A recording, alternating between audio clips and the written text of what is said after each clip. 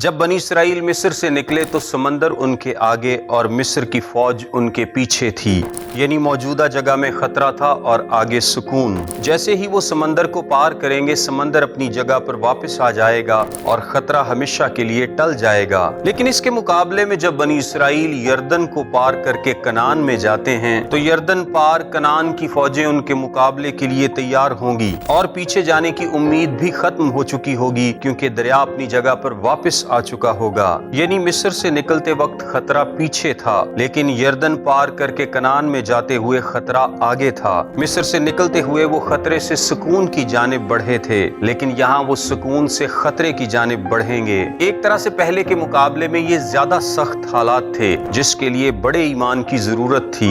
सो दरिया पार करने के बाद इसराइल के पास इसके सिवा कोई रास्ता नहीं कि वो खुदामंद पर मुकम्मल भरोसा करते हुए दुश्मन की सरजमीन में उसके साथ जंग करें। खुदा हमें बाज़-औक़ात ऐसी जगह पर ले आता है जहां हमारे पास वापसी की कोई जगह नहीं होती, और वो चाहता है कि ऐसे हालात में हम मुकम्मल तौर पर खुदा पर भरोसा करें। अगर आप भी जिंदगी में यर्दन को पार करके किसी ऐसी जगह पर खड़े हैं जहां मुकाबले के सिवा आपके पास कोई इंतखाब नहीं, तो हिम्मत ना हारें और आगे बढ़ें। खुदावंद पर भरोसा रखें। वो जो आपको यर्दन के पार ले आया है, आपके सामने यरीहो की दीवारों को भी जरूर गिराएगा।